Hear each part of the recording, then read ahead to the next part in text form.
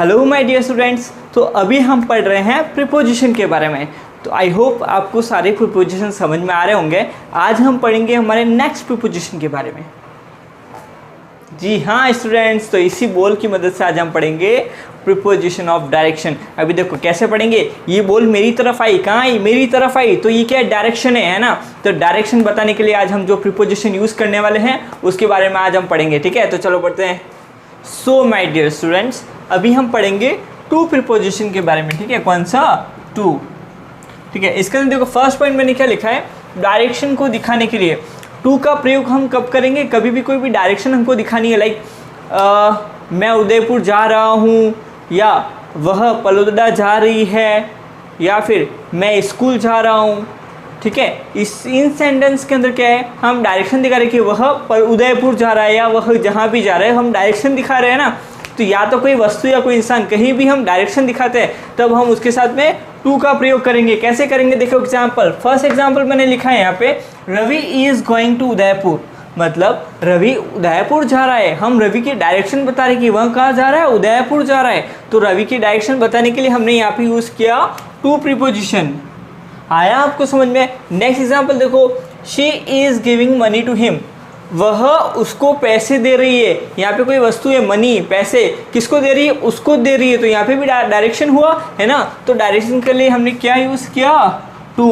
Him, him मतलब उसको दे रही है, मतलब डायरेक्शन बता रहे हैं हम यहाँ पे, तो इसलिए हमने यहाँ पे टू प्रीपोजिशन का यूज़ किया है। ठीक है, अभी नेक्स्ट देखो क्या है, I am going to school, मैं स्कूल जा रहा हूँ, मतलब मैं कहाँ जा रहा हूँ? स्कूल जा रहा हूँ। तो मेरी डायरेक्शन क्या हुई? स्कूल की तरफ है ना, की तरफ। मैं स्कूल की तरफ जा रहा हूँ या स्कूल को जा रहा हूँ। तो यहाँ पे मैंने टू प्रीपोजिशन यूज़ किया। अभी देखो एक वर्ड और है, टूवर्ड्स। मैं यहाँ लिखता हूँ आपको, टूवर्ड्स।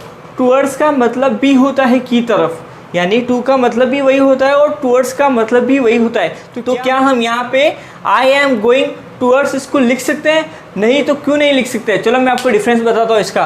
टू, यहाँ पे हम टू क्यों लिखते हैं और टूवर्ड्स क्यों नहीं लिखते हैं? अगर हम कहीं पे जा रहे हैं और वो स्थान पक्का है कि हम वहीं जा रहे हैं, तब हम टू का प्रयोग करेंगे।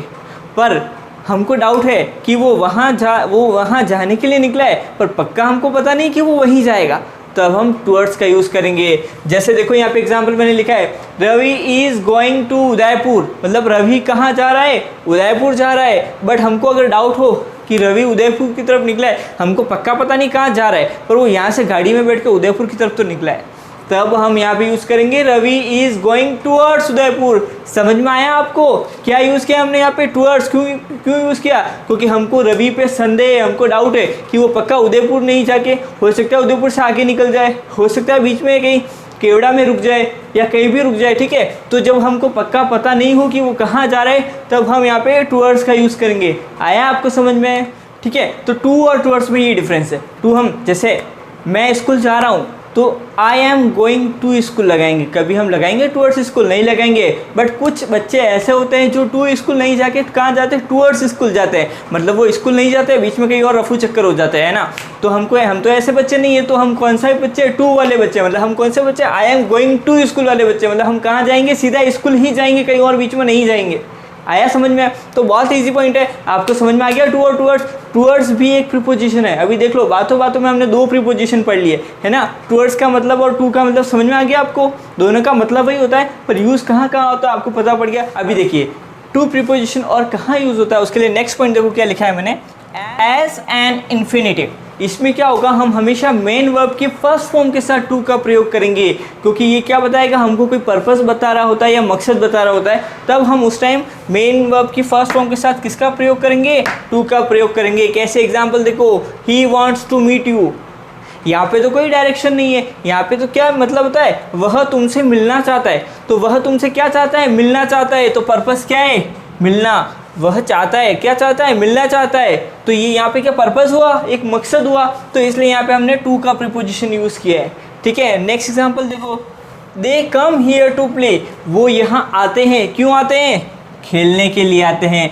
तो यहाँ पे हम पर्पस क्या है, आने का पर्पस क्या है? खेलना। आने का पर्पस क्या है? खेलना, खेलने के लिए आते हैं। तो हमने यहाँ पे कौन सा प्रीपोजिशन यूज़ किया?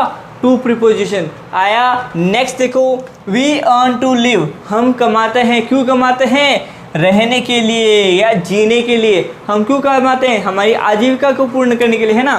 तो यहाँ पे हम कमाते हैं, कमाने का पर्पस क्या है?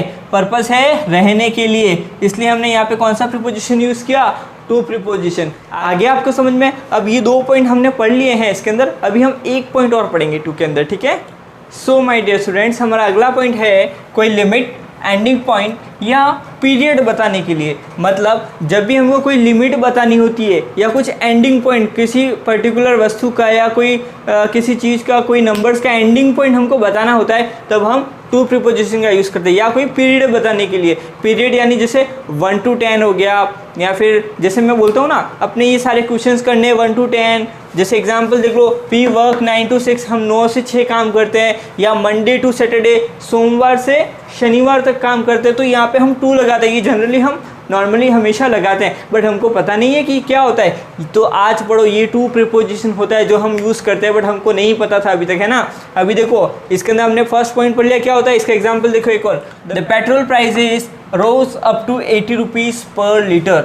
मतलब पेट्रोल के जो प्राइस है, मतलब पेट्रोल के जो मूल्य प्राइस है वो कहाँ तक 80 रुपये पर लीटर तक बढ़ गए। मतलब पेट्रोल के भाव क्या है? बढ़ गए हैं, पेट्रोल की प्राइस बढ़ गई है, पर लीटर 80 रुपये हो गए। तो यहाँ पे हमने किसका प्रयोग किया? To, up to 80 rupees per litre. Next देखो, जैसे वी वर्क 9 to 6 ये हमने पढ़ लिया है, फिर मंडे टू सैटरडे या 1 to 10 या 2 to 5 या 1 to 100, ये हम पीरियड बताने के लिए भी हम किसका यूज़ करेंगे? टू प्रीपोजिशन का, ठीक है। तो टू प्रीपोजिशन आपको समझ में आ गया, बहुत ईजी है ना। अभी हम पढ़ेंगे, जैसे हमने ये पढ़ लिया कि मैं उदयपुर जा रहा हूँ, पर अगर हमको पढ़ना है जैसे कोई चीज़ जाती है तो वापस भी तो आती है ना। जैसे मैं उदयपुर गया तो मैं उदयपुर से वापस भी तो आया। तो अगर मुझे बोलना मैं उदयपुर से आ रहा हूँ, तो यहाँ पे से वर्ड आया, उदयपुर से आ रहा हूँ। पहले हमारा वर्ड था मैं उदयपुर जा रहा हूँ, अभी हमारा वर्ड है मैं उदयपुर से आ रहा हूँ। तब कौन सा प्रीपोजिशन यूज आएगा? नेक्स्ट सेंटेंस, जैसे मैं स्कूल जा रहा हूँ, बट हम बोलेंगे मैं स्कूल से आ रहा हूँ, तब कौन सा प्रीपोजिशन यूज आएगा? तो अब हम पढ़ेंगे हमारा नेक्स्ट प्रीपोजिशन जो है फ्रॉम, ठीक है। तो अब उसके बारे में हम पढ़ते हैं। सो माय डियर स्टूडेंट्स, अभी हमारा जो नेक्स्ट प्रीपोजिशन फ्रॉम है इसके अंदर पढ़ते हैं अभी, ठीक है। चलो फर्स्ट पॉइंट इसमें देखो मैंने लिखा है ऑरिजिन को दिखाने के लिए। ऑरिजिन का मतलब होता है शुरुआत, मतलब कोई चीज़ कहाँ से पैदा हुई है या शुरू हुई है वहाँ से, तो उसको दिखाने के लिए हम फ्रॉम का प्रयोग करते हैं। जैसे फर्स्ट एग्जांपल देखो, this bus travels from Udaipur to Salumbar. मतलब हम किसी बस की तरफ इशारा करके या किसी को बता रहे कि ये बस उदयपुर से सलूम्बर जाती है। कहाँ जाती है? उदयपुर से सलूम्बर। मतलब उसका ऑरिजिन कहाँ है? मतलब वो उठती कहाँ से? उदयपुर से उठती है, और कहाँ जाती है? सलूम्बर जाती है ना। तो देखो हमने यहाँ पे लिखा this bus travels from, from लिखा है, फ्रॉम उदयपुर। कहाँ से जाती है? उदयपुर से जाती है। कहाँ जाती है? टू सलूम्बर, ठीक है। तो फ्रॉम भी आ गया, टू भी आ गया। टू मतलब कहाँ जाते हैं, ठीक है। ये यहाँ जा रही है या जाती है, कहाँ जाती है? डायरेक्शन बता रहा है कि सलूम्बर जाती है, तो हमने यहाँ पे लगाया टू। बट कहाँ से जाती है? उदयपुर से। तो इसका ओरिजिन हम बता रहे हैं यहाँ पे कि कहाँ से निकलती है, कहाँ से उठती है, ये उदयपुर से, तो हमने यहाँ पे फ्रॉम लगाया, ठीक है। तो फ्रॉम का एक वर्ड हमको पता पड़ गया हिंदी में, से। कहाँ से? तो उदयपुर से, ठीक है। नेक्स्ट एग्जाम्पल देखो इसका, वेयर आर यू फ्रॉम, मतलब तुम कहाँ से हो।